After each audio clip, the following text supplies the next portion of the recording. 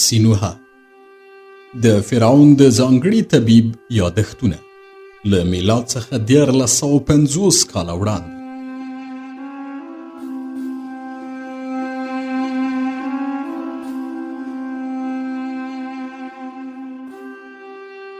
یو څلوېښتم څپرکی په طبس کې د ښکر او صلیب ترمنځ جګړه.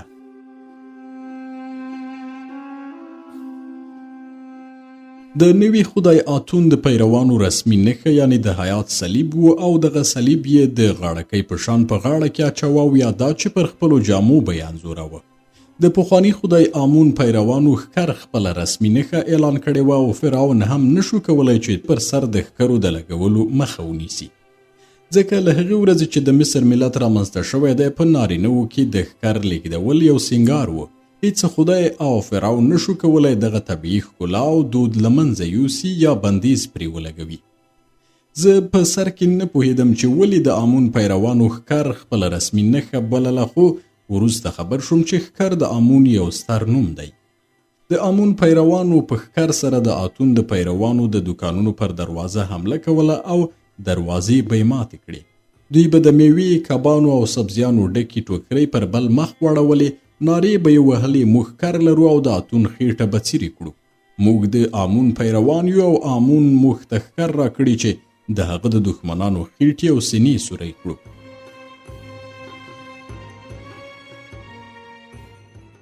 کله چې د ښکرورو مزاحمتونه داسې حد ته ورسېدل چې د آتون پیروانو ته یې ژوند سخت کړ، نو هغوی هڅه وکړه چې وسپنیز صلیبونه جوړ کړي چې راوتلې برخه یې د چاقو په شان وي. د دغه صلیب دوه اړخونه یې لاستی او اوږده خوا یې تیره څوکه وه چې د چړې کار یې ورکاوه. دغه برچې یا پیشکوزې به یې تر کالیو لاندې په ملا پورې تړلې چې کله به ښکرورو ځورول نو برچې به یې رایستلې او پر ښکرورو به یې حمله کوله. د آمون او آتون صلیب او ښکر اختلافات په طبس کې دومره پراخ شول چې پلار له زویه، میړه له ښځې څخه د دې اختلافاتو له امله بیل شول. په کومه ورځ چې طبس ته ننوتم تصور مې وکړ چې طبس د آمون ښار دی او په دې ښار کې د آتون پلویان نشته. خو کله چې څو ورځې په ښار کې پاتې شوم په خپلې غلطۍ پوه شوم او متوجه شوم چې نوی خدای هم په طبس کې په تیره بیا په ځوانو کارګرانو او مریانو کې ډیر پلویان لري. نوی خدای له دې امله په ځوانو مریانو او کارګرو کې ډیر پلویان درلودل چې د هغه خبرې د دې پرګنې له طبع سره برابرې وي. ځوانانو له زړو سره د مخالفت له امله نوې نظریې منلې او کارګرانو مریانو له شتمنو سره د مخالفت له امله پر نوې خدای ګروهه یا عقیده درلوده. نوې خدای په ځانګړې توګه د طبس د بندر په کارګرانو، د نساجۍ او رنګریزۍ په کارخانو او مریانو کې سرزوري پلویان درلودل، ځکه چې دې پرګنې تر نورو ډیر زیارګاله او د محرومیت احساس یې کاوه. هغوی به اوریدل چې نوی خدای وایي باید د بېوزلو، شتمنو، کارګرانو، ټیکهدارانو، مریانو او بادارانو ترمنځ توپیر ختم شي. دوی تصور کوو چې له دې وروسته به د شتمنو سره سپین او نورې پانګې د ځان کړي او هغوی به کار کولو او مریتوب ته اړ کړي. د نوي خدای په متعصبو پیروانو کې د مړیو د ښار یعنې د طبس د هدیرې تر غلو بله وفاداره پرګنه نه وه. د قبرونو غله پوهېدل چې فرعون له پخواني خدایه د کرکې لاملونه په د نورو د مړیو د قبرونو ملاتړ ونه کړي. د دې لپاره چې د قبرونو په مخ کې د آمون نوم پاک کړو، خو د هغوی اصلي هدف د قبرونو د ګران بیه شیانو لوټل و. دوی به په سپک وزن درلودونکي شیان د شپې مهال د تمثالکۍ میخانې ته راوړل او د دې میخانې په ځانګړو کوټو کې به یې پر سوداګرو خرڅول. خو د دې لپاره چې د خلکو پام وروا نه وړي، درانه شیان به یې له ځان سره نه راوړل، بلکې هغه به یې په ځانګړو زیرمو کې ټولول. سوداګر به یې دغو زیرمو ته وروستل او هغه شیان به یې پرې خرڅول. د خلکو یو بل ټولی چې د نوي خدای له واکمنېدا یې ګټه اخیسته هغه کسان ول چې د پخواني خدای پیروان به یې د فرعون عسکرو ته په ګوته کول چې د هغوی شتمني د ځان کړي. هغوی پوهېدل چې کومه ورځ حالات بدل شي، نوی خدای راوپرځول شي او پخوانی خدای بیرته واکمن شي، نو بې له جنجاله به یې ووژني. له همدې امله یې د نوي خدای د حکومت د پاتې کېدا لپاره هلې ځلې کولې او کمزوري او بېوزلې خلک به یې تل د آمون د پلویانو په توګه د فرعون سپاهیانو ته ور په ګوته کول. په طبس کې د فرعون سپاهیانو د افق د ښار په شان عمل کاوه هغوی به شتمن ښکرور چې په ښکاره یې د پخواني خدای پلویتوب کاوه نه نیول، ځکه ویریدل او پوهېدل چې یا به ووژل شي او یا به ژوبل شي. خو یو کارګر یا بېوزله کسبګر چې په قصدي ډول نه بلکې د عادت له مخې د آمون نوم واخیست، هغه به یې ونیو او کان ته به یې د کار کولو لپاره استاوه. د شپې له پلوه به د ښکر پلویانو یا د صلیب پیروانو له خپلو ځانګړو میخانو راوتل. د صلیب او ښکر پلویانو په خپلو ځانګړو میخانو کې شراب څښل او د تبس په واټونو کې به روان شول. دوی به څراغونه نسکور، ډیوې به یې مړې کړې او نارې به یې وهلې. که دوه مخالفې ډلې به سره مخامخ شوې، جګړه به پیل شوه او څو تنه به پر ځمکه مړه پراته ول. هغو کسانو چې په عمومي ځایونو کې کار کاوه او یا به د کار په لټه کې په واټونو کې ګرځېدل، ځان سره به یې تل یو ښکر او یو صلیب ګرځاوه. که به یې ولیدل چې د هغوی موقتي بادار ښکرور دی، ښکر به یې ورښودل، او که به پوه شول چې بادار یې د صلیب پیرو دی، نو صلیب به یې ورښود او ځان به یې د صلیب پلوی معرفي کاوه. د نوي او پخواني خدای په پلویانو کې ځینې کسان داسې هم ول چې هم له آمونه او هم له آتونه په تنګ شوي ول.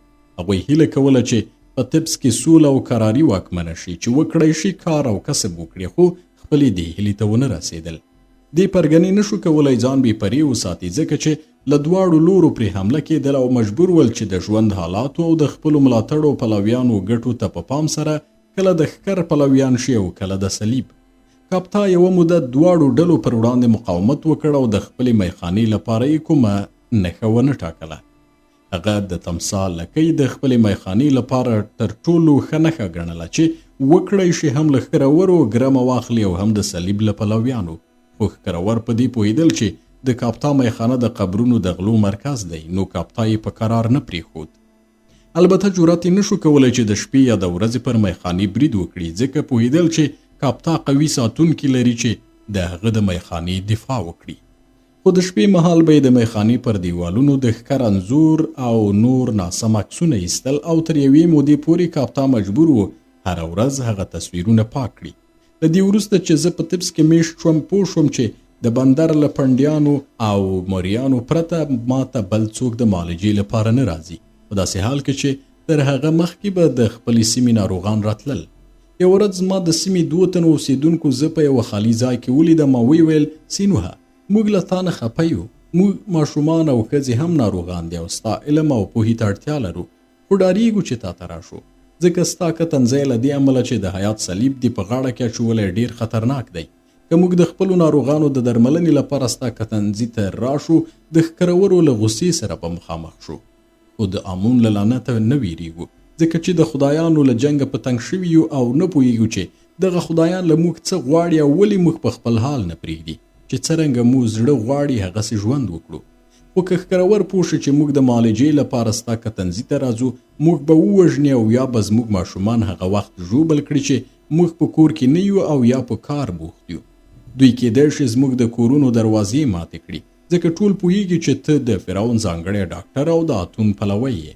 دغه صلیب چې تا په غاړه کې اچولی دی ستا د معرفۍ لپاره کفایت کوي. خو د بندر پنډیان او مریان له ښکرورو یا د صلیب له پلویانو څخه نه ډارېدل. دوی له ویرې پرته زما کتنځي ته راتلل او چې کله به ما ویل انسان آن که پنډي یا مریې هم وي آزاد ژوند کولی شي، هغوی به ویل: سینوهه، تا لا پر خپله ملا د متروکې ګزار نه دی احساس کړی، ګنې پوهېدي هغه انسان چې مریې یا کارګر وي ناممکنه ده چې آزاد ژوند وکړی شي. انسان تر هغه وخته آزاد نه دی چې د بل چا لپاره کار کوي او بیا د خپل کار مزد هغه ته سپاري چې په بدل کې یې 1 مړۍ ډوډۍ او د اوربشو اوبه ترلاسه کړي. له دې سره سره ته راباندې ګران یې، ځکه چې ته ډېر ساده او ښه سړی یې او له دې پرته چې له موږ څخه ډالۍ واخلې زموږ معالجه کوي. دوی راته وویل پر کومې ورځې چې په تبس کې جنګ وشي او د آمون او آتون پلویان یو بل سره ووژني، ځکه چې دغه ورځ به راشي، ته بندري سیمې ته راشه چې هلته دې پټ کړو او د مرګ ژوبلې له خطره به وژغورل شي. که څه هم ټول پوهېدل چې زه د آتون پلوی یم، نه چا راباندې حمله وکړه او نه یې زما د کور پر دروازې او دیوالونو ناسم انځورونه وایستل، ځکه چې لا فرعون دومره درناوي وړ و چې خلک د هغه ځانګړي ډاکټر ته د هغه په شان درناوی وکړي. پر دې سربیره ټولو ګاونډیانو زه پیژندلم، زما ملاتړ یې کاوه او په تبس کې د فرعون پوځي مامورین هم زما ملاتړي ول. نو له همدې کبله ښکرورو جرأت نشو کولی پر هغه چا حمله وکړي چې دومره پلویان لري. یوه ورځ تهود په ژړا له کوڅې کور ته راغی. موتی ولیدل چې د هغه له پوزې وینه بهیږي او یو غاښ یې ورمات کړی دی. کله چې موتی دغه ماشوم ووینځه چې د مخ او ټټر وینه یې پاکه کړي، ژړل یې او له هغه یې وپوښتل ولې ژوبل شوی یې؟ تهود وویل د ټوکر اوبدونکي زوی ووهلم او زما غاښ یې مات کړ او راته یې وویل له دې کبله چې ته د اتون پلوی یې باید ووهل شي.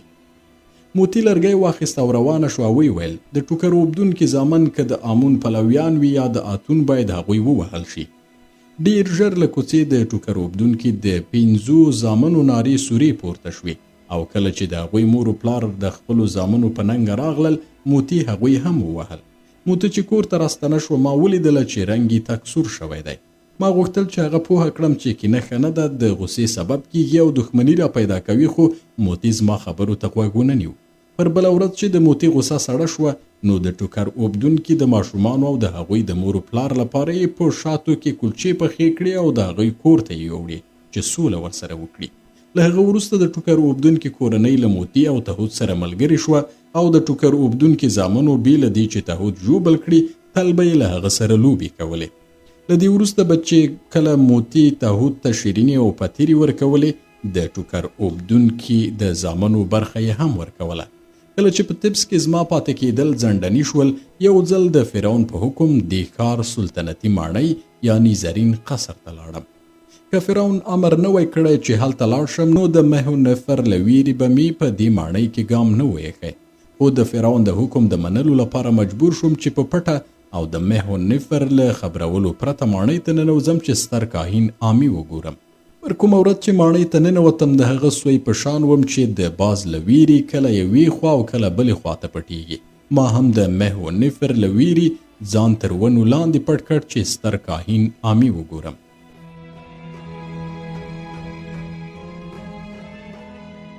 ستر کاهین راته وویل سینوهه، له دې سره سره چې د اتون د معبد ستر کاهین یم، خو د فرعون کړچار مې نه خوښیږي، ځکه دغه سړی لکه چې نه پوهیږي څه وایي او د هغو حکمونو نتیجه څه ده چې ورکوي. که کولی شي هغه په سمه لاره راوله او که دغه کار نشي کولی، د خوب د درملو په وسیله یې ویده کړه چې تل په خوبولي وي چې دغسې عجیب او غریب حکمونه نه ورکوي. نن د فرعون د حیرانونکو اصول او حکمونو له امله د حکومت قدرت کم شوی دی، ځکه چې فرعون د اعدام سزا ختمه کړې ده. ویلي دي له دې وروسته د غلو لاس او د مجرمانو پوزه او غوږ نه پرې کیږي او تښتېدلي مریان باید ونه وهل شي.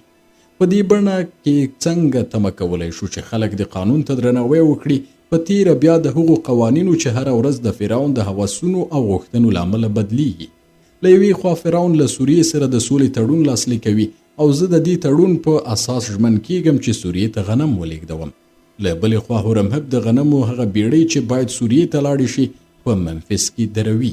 کله چې له هغه پوښتنه کوم ولې بیړیو ته اجازه نه ورکوي چې لاړې شي، وایي فرعون ویلي له دې وروسته باید د مصر غنم سوریې ته ولاړ نه شي. کاشکې زه له پیله د لمر له ښاره نه وای راوتلی او د فرعون د مور په هڅونه د څوکۍ او مقام په لټه کې نه وای شوی چې نن سبا له دې ستونزو سره مخامخ شوی نه وای. سینوهه، کله چې یو چا د قدرت خوند ولید، بیا تل د قدرت لټه کوي. د مقام او فرصت غوښتنه د بشر یوه طبیعي غریزه ده، که څه هم په ټولو انسانانو کې نشته، خو په کومو کسانو کې چې شته هغوی آرام ته نه پرېږدي. د مقام او فرصت غوښتونکی سړی د مقام د ترلاسه کولو لپاره په هر عمل لاس پورې کوي. خو دا خبره هم باید وکړو چې کله انسان مقام او څوکۍ ته رسیږي، ښایي له ژونده ډیر ښه خوند واخلي. او که ما په مصر کې قدرت ترلاسه کړی وای، اجازه مې نه ورکوله چې د مصر حالات په دې ډول وي. اختلافات به مې له منځه وړي وای او سره له دې چې د امون او اتون ترمنځ توپیرونه شته، د فرعون حیثیت مې لوړاوه. زما یو اساسي کار به دا و چې اتون ته به مې مجسمه جوړوله، ځکه د مصر ملت د هغه خدای عبادت نشي کولی چې بهرنی وجود یا مجسمه ونه لري او په سترګو ونه لیدل شي. ما له عامي پوښتنه وکړه چې آیا د فرعون د ځای ناستې لپاره د فکر کړی دی چې بل څوک د فرعون پر ځای کې نه وي؟ عامي دې خبرې ته حیران شو او بیا یې لاس پورته کړ او ویل سینوهه، زه خاین نه یم چې هڅه وکړم فرعون د سلطنت له ګدۍ کوز کړم او بل یې پر ځای کېنوم. که څه هم کله د فرعون په هکله له کاهنانو سره خبرې کوم، خو دغه خبرې د فرعون د پاچاهۍ د پیاوړتیا لپاره کیږي، نه دا چې د هغه د سلطنت د پرځولو فکر لرم. خو داسې احساس کوم چې هورمهب څه فکرونه لري او خیال کوي چې یوه ورځ کولی شي د مصر پاچا شي. دغه سړی له دې کبله چې په نیزې متکی دی نو فکر کوي چې هر څه چې وغواړي ترسره کولی شي. نوموړی له دې خبر نه دی چې په مصر کې هغه کس کولی شي پاچا شي چې د خدایانو له ذاته وي او د فرعون وینه پکې وي. نو په داسې حال کې چې هورمهب د پاچاهانو له توکمه نه دی، که زه کله د سلطنت د پیاوړتیا فکر کوم او وایم چې باید فرعون د عقل او تدبیر له مخې پاچاهي وکړي، دا د دې لپاره چې د مصر د ملکې نفرتیتی پلار یم او په سلطنت پورې تړلی کس یم. خو هورمهب دا حق نه لري چې د مصر د سلطنت پر ګدۍ د کېناستو خام خیال په ذهن کې ولري. زه پر دې خبرې ډیر حیران شوم. ویل می یا په رښتیا هورمهب غواړي د مصر پاچا شي او په کوز او بر مصر حکومت وکړي؟ که دغه سړی داسې فکر ولري ډیره د حیرانۍ خبره ده، ځکه ما پر هغه ورځ هورمهب ولید چې د مصر دربار ته نوی راغلی و. آمی چې د پنډو وریځو لاندې تیزې او لوېدلې سترګې ځلېدلې، څو شیبې ما ته وکتل او ویل سینوهه، څوک نشي کولی د بل چا راز د هغه په روح کې کشف کړي چې هغه څه فکر کوي. خو که هورمهب اوچت والوځي، زه به یې په اسمان کې وزرې ماتې کړم او پر ځمکه به یې وغورځوم. له دې خبرو اترو وروسته ما له امي سره خدای پاماني وکړه. بیا د فرعون د حکم پر اساس د هغه ځوانې میرمنې او بابلۍ شهزادګۍ ته ورغلم چې له بابله یې ورته راستولې وه. له دې وروسته چې په وکالت کې د واده د ستورې جوړې شوې، د بابل پاچا نوموړې میرمن مصر ته راواستول او څو ورځې دغه شهزادګۍ په افق ښار کې وه. خو د مصر ملکې نفرتیتی فرعون اړ کړی و چې نوموړې شهزادګۍ له افق طبس ښار ته واستوي او په زرینې سلطنتي ماڼۍ کې ځای ورکړي، ځکه چې زما له اټکل سره سم نفرتیتی ویرېدله چې که له بابلي شهزادګۍ په افق کې پاتې شي او فرعون ورسره تفریح وکړي، دا به امیندواره شي او زوی به وزیږوي. زه د هغې کوټې ته ننوتم او ومې ویل شهزادګۍ، زه د فرعون له لورې راغلی یم چې پوه شم ته ښه یې که نه. بابلۍ شهزادګۍ چې په مصري ژبه یې څه ناڅه زده کړه کړې وه او په خوږه لهجه یې خبرې کولې، له ما پوښتنه وکړه ته څوک یې؟ ومې ویل زه سینوهه د فرعون ځانګړی ډاکټر یم. شهزادګۍ چې د مصري ښځو په دود یې ژوند کاوه، یعنې ټول بدن یې نه و پټ کړی، وویل سینوهه وګوره زه څومره روغه یم. زه حیرانه یم چې ولې فرعون زما له روغتیا او ښکلا څخه استفاده ونه کړه او ما سره یې تفریح ونه کړه. ډیر مې زړه غواړي چې فرعون له ما سره تفریح وکړي چې نوره زه پیغله پاتې نشم. بله خبره دا چې ما اورېدلې په مصر کې ښځې له هغه سړي سره اوسېدلی شي چې دوی یې غواړي او پرې ګران وي. ومې ویل شهزادګۍ، چا درته ویلي چې په مصر کې ښځې کولی شي له هغه سړي سره تفریح وکړي چې زړه یې غواړي؟ شهزادګۍ وویل دغه خبره ما څو کاله اورېدلې وه او هغوی ته مې ویلي چې مصري میرمنې کولی شي له هر هغه سړي سره څملي چې پرې ګران وي، په دې شرط چې بل څوک له دې سړي سره د هغې په اړیکو خبره نشي.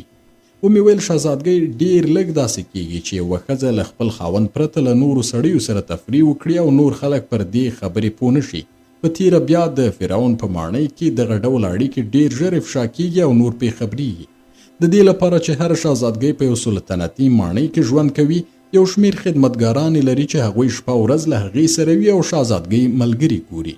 دوی پوهیږي چې دې ماڼۍ ته څوک ځي راځي او که شهزادګۍ له ماڼۍ ووځي، بیا هم پوهیږي چې چیرته ځي او له کومو کسانو سره ګوري. نو ته نشي کولی چې له بل سړي سره څملي او په دې هیله واوسې چې دغه خبره دې پټه پاتې شي. بابلۍ شهزادګۍ وخندل او ویل کله چې افق ته ستون شي، زما له قوله فرعون ته ووایه چې زما او د هغه ترمنځ منګی مات شوی دی، نو که زه پیغله پاتې شم بې ګټې به وي. دا ډیره ستومانونکی کار دی او هغه باید ډیر ژر ما له دې ستړیا او ستومانۍ څخه وژغوري.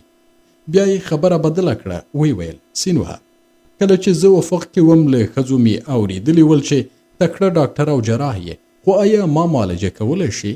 ومې ویل شهزادګۍ، آیا ته ناروغه یې؟ ځوان نجلۍ وویل نه، خو زه د خپل بدن په یوه برخه کې یو وړوکی خال لرم چې ته یې له نږدې ونه ګورې دغه خال نشي لیدلی. زه غواړم چې دغه خال له منځه یوسې، ځکه اورېدلي مې دي چې په جراحۍ کې داسې مهارت لري چې کله جراحي کوي ناروغ ترې خوند اخلي. اوس دا راته ووایه چې آیا غواړې ما عملیات کړي که نه؟ وپوهېدم چې د خال موضوع یوه پلمه ده او ځوانه شهزادګۍ نیت لري چې ما تفریح کولو ته اړ کړي. له دې شېبې وروسته د شهزادګۍ په کوټه کې پاتې کېدل راته خطرناک ښکاره شول، ځکه کله چې یوه ځوانه ښځه فیصله وکړي چې یو سړی پر ځان مین کړي، نو نیم ترازو یعنی نیمه ګړۍ نوی تیره شوي چې هغه ځان ته لیواله کړي. سړی باید په لومړیو شیبو کې وتښتي، ګنې داسې پیښه به وشي چې باید نه وای شوې. ما نشو کولی له داسې ښځې سره تفریح وکړم چې د فرعون خور یعنې د فرعون ښځه او پیغله ده. نو ورته ومې ویل زه ستا جراحي عملیات نشم کولی ځکه چې خپل جراحي وسایل مې نه دي راوړي او تر دې وړاندې چې شهزادګۍ څه ووایي د هغې له کوټې راووتم او په دې توګه له زرینې سلطنتي ماڼۍ راوتښتېدم.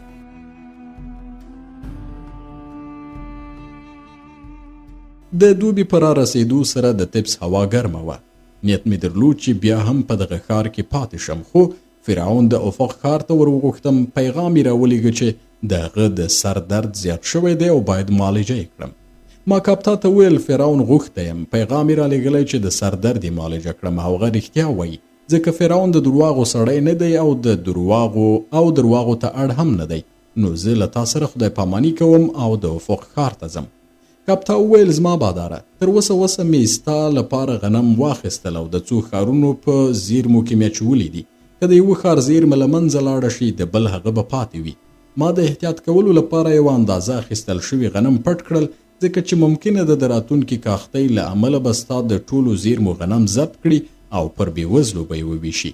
که دغه پیښه وشوه بیا به هم ته غنم ولري ځکه دغه غنم د فرعون مامورین نشي موندلی. زه خیال کوم چې په راتلونکو میاشتو کې به ډېرې ناوړه پیښې وشي ځکه چې فرعون سوریې ته د خالي منګیو په صادرېدا بندیز لګولی دی او دغه راز یې سوریې ته د غنمو صادرېدل هم بند کړي دي. خو که سوریې ته د غنمو صادرېدل بند نه وای بیا هم چا سوریې ته د غنمو د استولو فکر نه کاوه ځکه چې د مصر په بازار کې غنم نه پیدا کیږي چې څوک یې واخلي او سوریې ته یې واستوي. زه نه پوهېږم چې ولې یې سوریې ته د خالي منګیو د صادرېدا مخه نیولې ده ځکه چې موږ یې له ګټې محروم کړي یو. خو دغه بندیز له منځه هم وړل کېدای شي. په دې ډول کله چې ګړی له اوبو ډک کړو بیا د تشو منګیو نوم پرې نشو کېښودلی. هغه سوریې ته لیږدولی شو خو ستونزه دا ده چې د ډکو منګیو د استولو لګښت زیاتېږي. له دې وروسته چې مې له کاپتا سره خدای پاماني وکړه له مریت او کوچني تهود څخه مې هم رخصت واخیست. ومې ویل ډېر خواشینی یم تاسو د افق ښار ته نشم بیولی ځکه فرعون امر کړی چې ډېر ژر ورشم او زما ګړندی سفر د دې مخه نیسي چې تاسې هم له ځان سره بوځم. مریت وویل که ته په بیړه هم نستنېدی بیا هم ښه نه وه چې موږ له تاسې سره ولاړ شو. ومې پوښتل ولې؟ مریت وویل که یو صحرایي بوټی له بیدیا ښار ته راوړي او په یوه ښېراز او قوي ځمکه کې یې کېږدې هره ورځ اوبه ورکړې خو بیا به هم له څو ورځو وروسته وچ شي ځکه چې دغه بوټی د ژوندي پاتې کېدا لپاره هوا، لمر او د بیدیا بوی ته اړتیا لري. زما او ستا مینه هم د دې لپاره چې پر خپل حال پاتې شي باید د افق ښار چاپېریال ته ولاړه نه شي ځکه چې هلته تل درباري ښځې ګوري او هغوی تل تا ته وایي چې زما او هغوی ترمنځ ډېر توپیر شته. پر دې سربیره ستا د مقام او حیثیت لپاره ښه نه ده چې په افق ښار کې له داسې ښځې سره ژوند وکړي چې د میخانې نوکره وي او تر تا مخکې نورو خلکو ورسره تفریح کړې وي. ومې ویل تر هغه وخته چې زه ستا په څنګ کې یم ځان سوکاله احساسوم خو کله چې ستا له څنګه لرې کېږم پوهېږم چې د یوه تږې په شان یم چې اوبو ته اړتیا لري. زه هم تا ته اړتیا پیدا کوم او د هغو ښځو ترمنځ چې تر ننه مې لیدلي او پېژندلي دي یوازې ته یې چې زه یې تر څنګ ځان یوازې نه احساسوم. زه د نورو ښځو تر څنګ ځان یوازې احساسوم او هیله کوم چې وکړی شم ډېر ژر تا ته راستون شم او دا ځل له طبسه ونه وځم. مریت وویل زه پوهېږم چې که ته افق ته لاړ شې له هغه ځایه به بیرته راستون نه شې. ومې ویل آیا دا تصور کولی شي چې کله زه وایم له هغه ځایه راستنېږم نو تا ته دروغ وایم؟ مریت وویل نه سینوها ته دروغجن نه یې خو ما اورېدلي چې فرعون په یوه سختې ناروغۍ اخته شوی او یو شمېر پلویانو هغه خوشي کړی دی. خو که ته داسې څوک نه یې چې د فرعون د ناروغۍ او بدبختۍ په وخت کې هغه خوشی کړي نو په افق کې به پاتې شي او له همدې امله نشي کولی بیرته طبس ته راستون شي. ومې ویل مرید زه حاضر یم له تا سره له دې هېواده ولاړ شم او په یو بل ځای کې زه ته او تهود یو ځای ژوند وکړو. زه د نوي او پخواني خدای له جنګونو او د فرعون له لیونتوبه په تنګ شوی یم. فکر کوم چې له مصر پرته په نورو ځایونو کې هم ژوند کولی شو. مریت مسکی شوه. وی ویل سینوها زه ستا له دې خبرې خوند اخلم ځکه دغه خبره ښیي چې زه در باندې ګرانه یم خو د دې خبرې د کولو په وخت د هغې د پایلو په هکله فکر نه کوي. نه پوهېږي چې څوک چې په مصر کې لوی شوی وي او د نیل اوبه یې څښلې وي په تیره بیا که په طبس کې لوی شوی وي له دې ځایه پرته په بل ځای کې د نیکمرغۍ احساس نه کوي. بله دا چې که زه له دې هېواده لاړه شم د عمر د تېرېدا له امله به چاغ او بوډۍ شم او مخ به مې د وچې شوې میوې په شان ګونځې وکړي. هر ځل چې ته ماته ګورې وبه ویرېږي او ځان به ملامت کړي چې ولې له ما سره له مصر راوتلی یې او په خپل وطن کې دې خپله نیکمرغي او سوکالي د یو موقتي هوس قرباني کړل. ومې ویل مرید زما وطن ته یې او زه له تا سره ځان آرام احساسوم. زما په خوله کې د نیل اوبه هغه وخت خوند کوي چې ستا په څنګ کې یم. ته وایې چې کله ته بوډۍ شوې زه به پښیمانه شم چې ولې مې خپل عمر له تا سره تیر کړ او یا مې له تا سره له مصره کډه وکړه.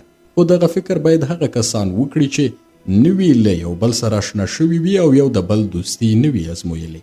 که داسې وي چې د بل چاپېریال ښځې ما ستا پر وړاندې بې وفا کړي تر اوسه به دغه کار شوی وای خو زه به هیڅکله له تا څخه موړ نه شم.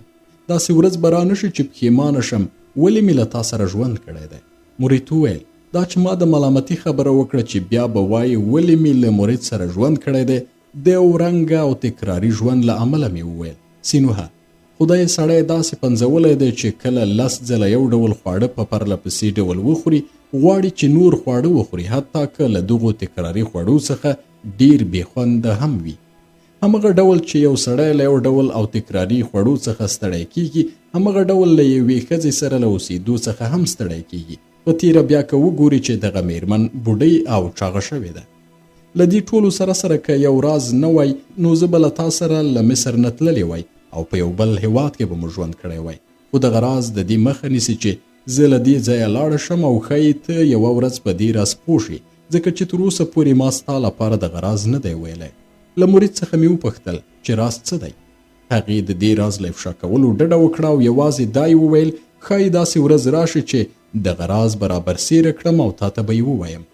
بیا له هغې او تهود سره خدای پاماني وکړه او په بیړۍ کې د افق پر لور روان شوم.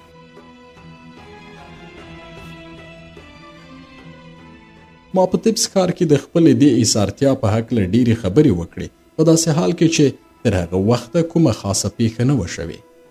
ځینې خاطرې د انسان لپاره تر نورو خاطرو ډېرې خوږې وي. نقل کوونکي له دې کبله چې دغه خاطرې په تفصیل سره بیانوي خوند ترې اخلي.